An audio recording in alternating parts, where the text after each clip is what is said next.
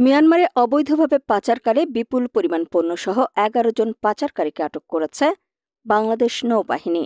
দেশের সার্বভৌমত্ব অটুট রাখা, সমুদ্রসীমায় অবৈধ অনুপ্রবেশ প্রতিরোধ, জলদস্যুতা ও চোরাচালান দমনসহ সামুদ্রিক সম্পদের নিরাপত্তা নিশ্চিত করতে নিয়মিত টহল পরিচালনা করছে বাংলাদেশ নৌবাহিনী।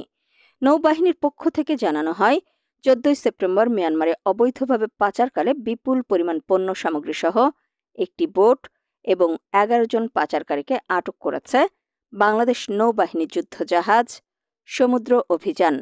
বঙ্গোপসাগরে বাংলাদেশ নৌবাহিনীর জাহাজ সমুদ্র অভিযান কর্তৃক নিয়মিত টহল চলাকালীন সেন্ট মার্টিনের ছেড়া দ্বীপ হতে আনুমানিক ১০ নটিক্যাল মাইল দক্ষিণ পশ্চিমে বাংলাদেশের জলসীমায় একটি কাঠের বোট দেখতে পায়। এ সময় বোটটির গতিবিধি সন্দেহজনক মনে হলে নৌবাহিনী জাহাজ বোটটির কাছে যেতে থাকে।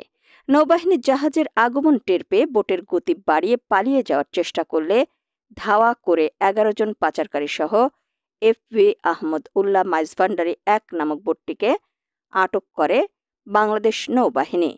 পরবর্তীতে বোটটি তল্লাশি করে আলু ১৫,০০০ কেজি, রসুন ৭৫০ কেজি, ময়দা ২,৫০০ কেজি, মসুর ডাল ২,৫০০ কেজি, কোমল পানীয় ১৪,৪০০ piece, gas lighter ৬০০ piece, shaving blade ৮০০ piece, ৩টি মোবাইল ফোন, একটি বাইনোকুলার, একটি কম্পাস এবং ৪০০ ফুট কারেন্ট জাল উদ্ধার করা হয়।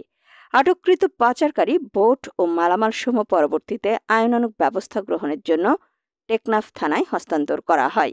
উল্লেখ্য, সন্ত্রাস, চোরাচালান ও অপরাধমূলক কর্মকাণ্ড দমনে গভীর সমুদ্র ও উপকূলীয় এলাকায় নৌবাহিনীর নিয়মিত টহল কার্যক্রম অব্যাহত রয়েছে।